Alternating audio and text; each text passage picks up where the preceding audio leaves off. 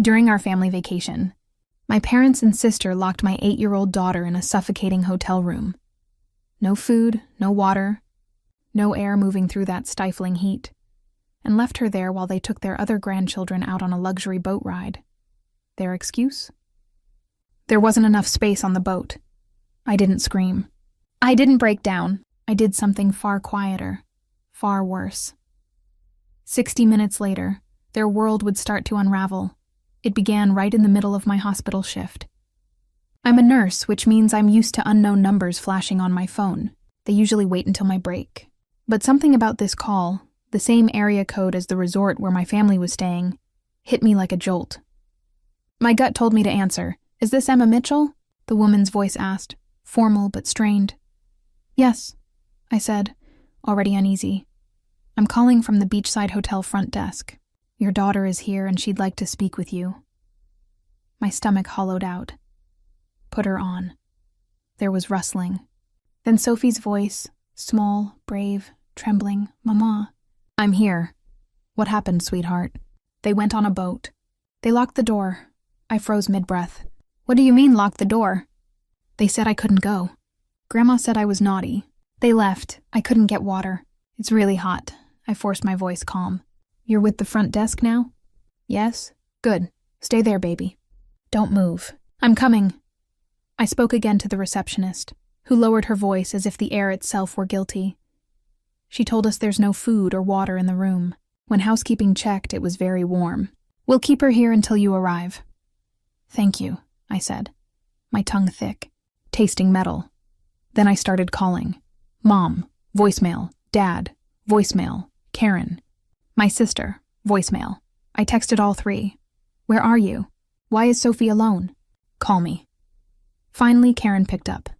Wind howled through the speaker, laughter behind her voice. "Hey, we're just boarding. Where is my daughter?" "She's at the hotel, she's fine. There wasn't enough room and she's only 8. Mom said she needs to learn boundaries.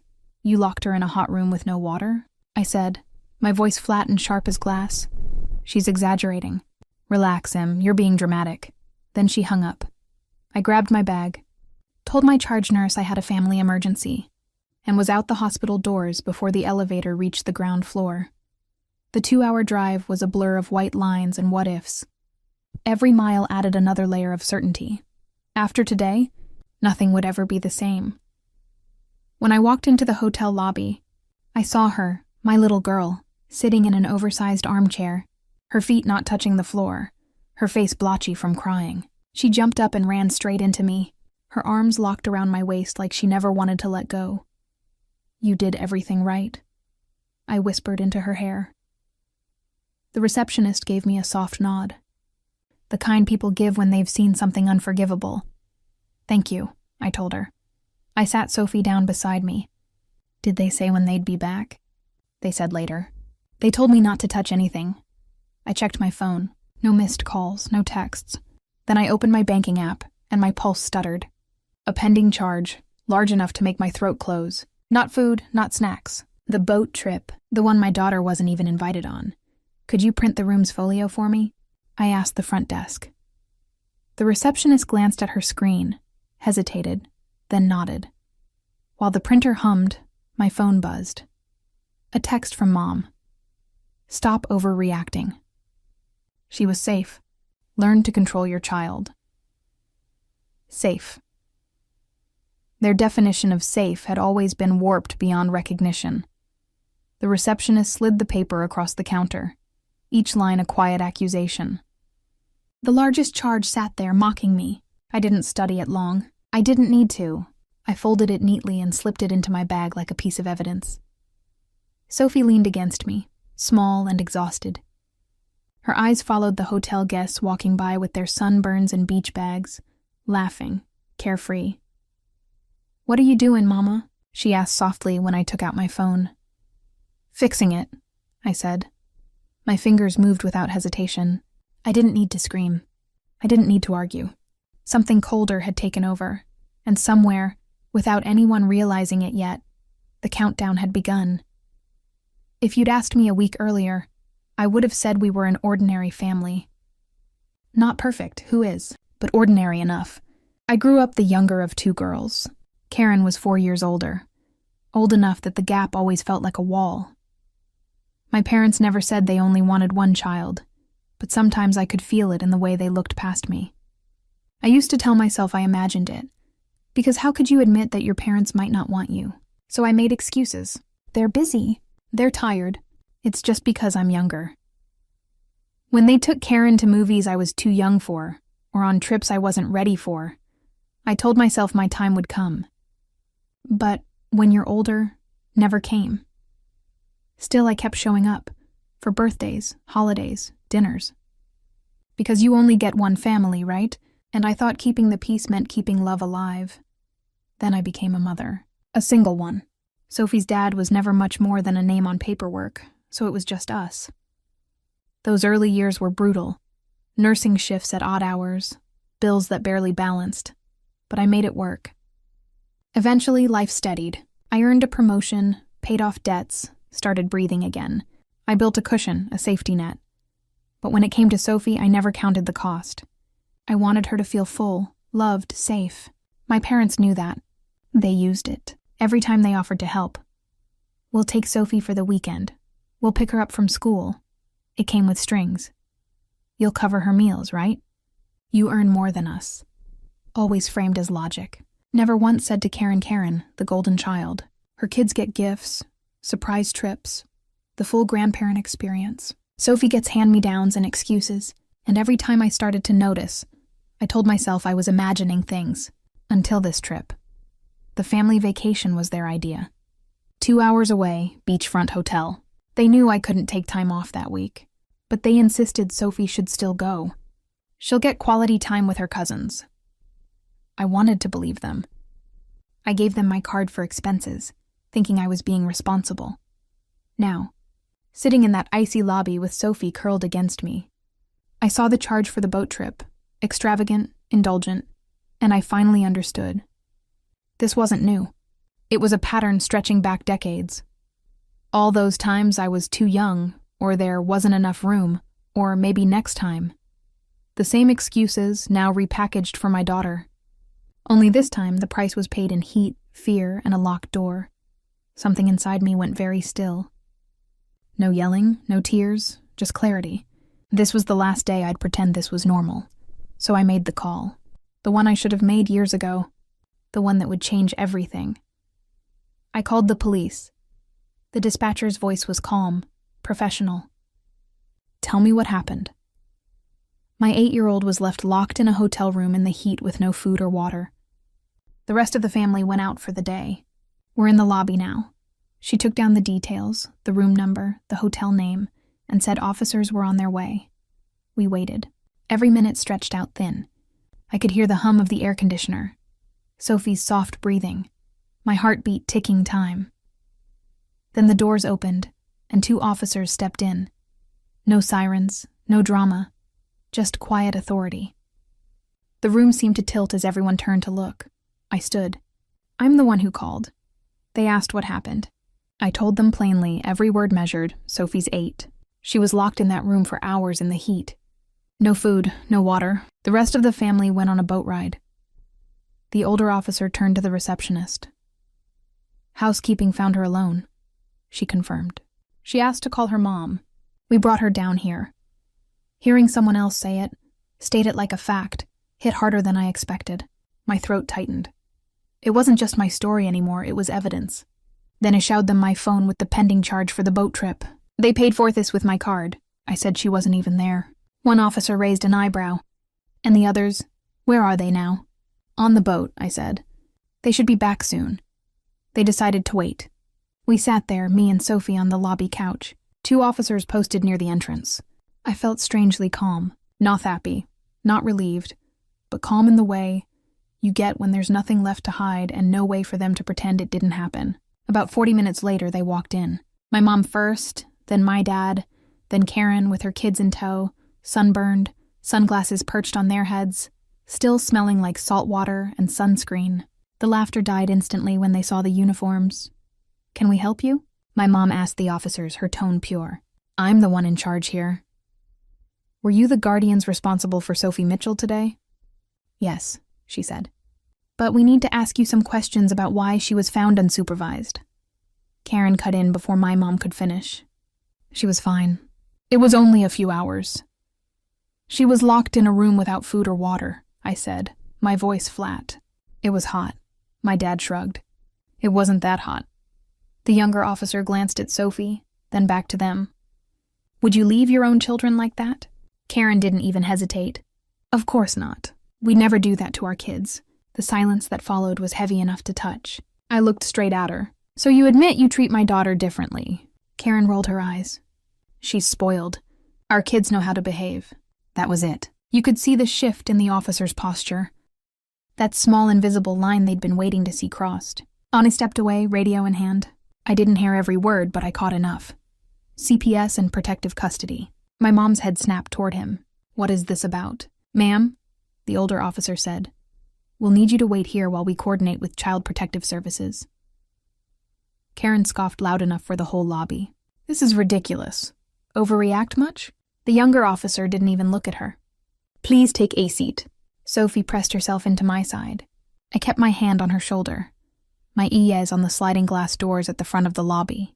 I wasn't sure what exactly was coming next, but I knew it wasn't going to be the quiet, polite wrap-up they were expecting. The radio call ended. The officer came back, murmured something to his partner, and both of them moved to stand between my family and the exit. My mom opened her mouth to argue again, but the older officer's voice was calm steel. "You need to remain here until CPS arrives. This is non-negotiable."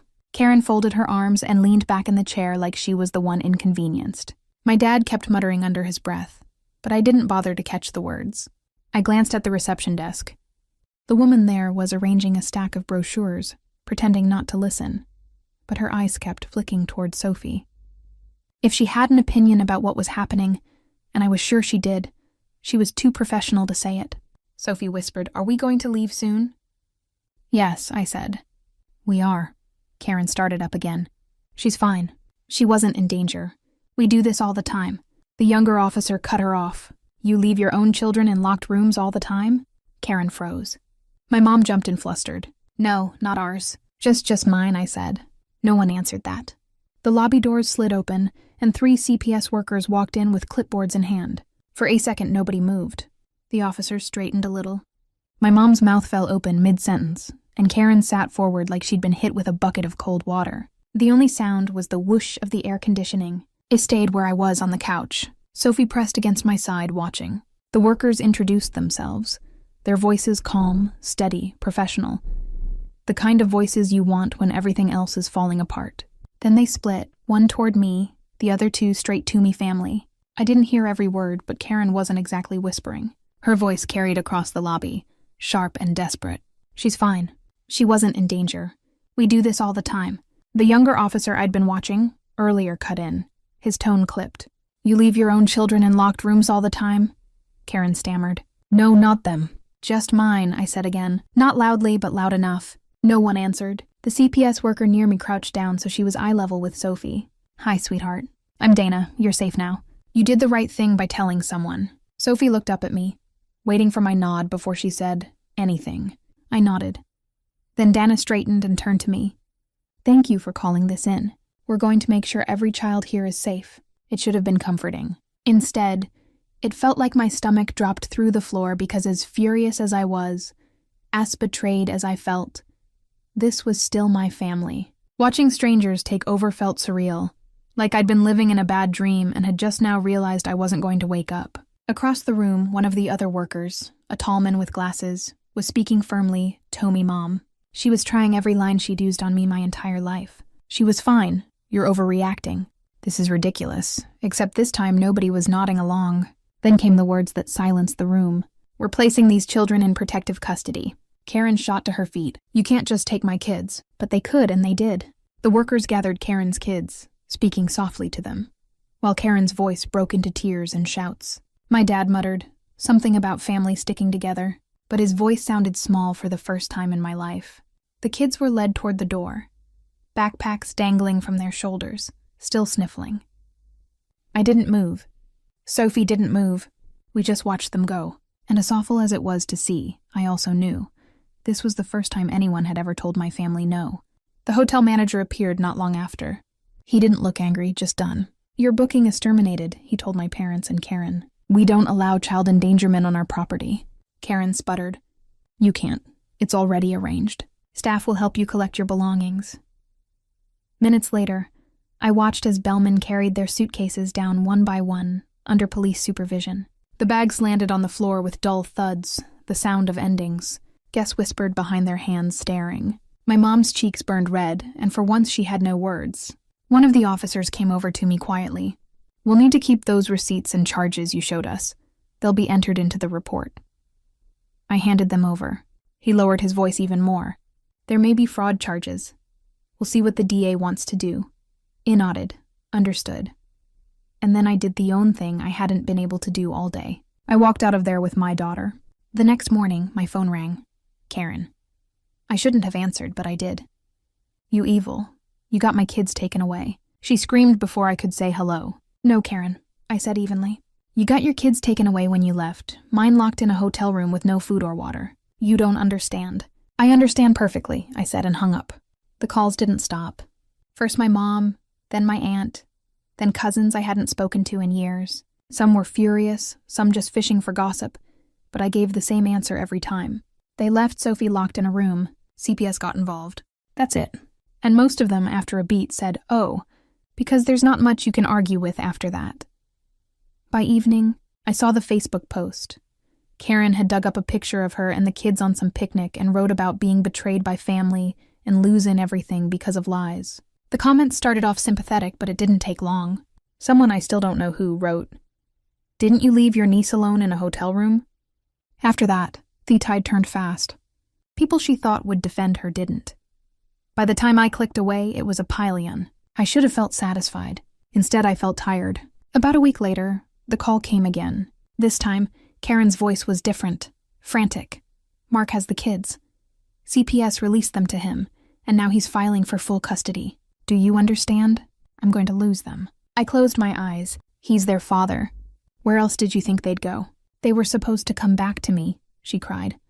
"Now they're saying I might only get visitation." "You need to talk to your lawyer," I said quietly. She kept ranting, blaming me, blaming CPS, blaming everyone but herself. I let her talk until I couldn't anymore. "Karen, you treated my daughter like she didn't matter. This is what happens when you do that." She sobbed something I couldn't make out and hung up. "It's been 6 months now. The custody case isn't fully finalized, but Karen's kids are living with their dad. What used to be a neat 50-50 split after the divorce is now him as the primary parent and her seeing them when the court allows it." At first, I thought maybe it was just CPS's recommendation carrying weight in court. Then came the part I didn't see coming. Sophie came home from school one afternoon and said almost casually, "I saw Anna and Luke today. They said they live with their dad now. They told me they wanted to." That stopped me cold. It wasn't just the system or their dad pushing for custody. The kids themselves had said it. They told Sophie straight out that what happened at the hotel was messed up, their exact words. And that after it, they didn't want to live with their mom and grandparents anymore. Hearing it from them through Sophie at school of all places felt like the ground shifting under me. For years, I thought I was the only one who saw the cracks, the only one who felt left out and less than. Turns out even the Golden children saw it once the mask slipped. The money part ended up settling itself too. I filed a dispute with my bank and the charges were reversed. From what I heard later, the hotel turned around and billed my parents and Karen directly. For once, they had to pay for their own luxury, not me. I've gone completely no contact with them. It wasn't easy, but it was necessary. I can't let Sophie grow up thinking neglect and favoritism are just part of family life. I excused it for too long. I won't let her do the same. And here's the strange part. I feel lighter, happier. Like I finally put down something I didn't realize I'd been dragging around since childhood. The wider family mostly sided with me, aunts, cousins, even the older generation. Once the story came out, people admitted they'd noticed it too. The favoritism, the little digs, the way Karen and her kids were always held above everyone else. Suddenly I wasn't the sensitive one anymore. My parents and Karen are the outsiders now. Do I feel sad? Sometimes it's hard to admit your own parents can't be trusted with your child. But then I look at Sophie, she's thriving. She laughs more. She's free of that constant comparison I grew up under. But what do you think? Did E go too far or not far enough? Let me know in the comments.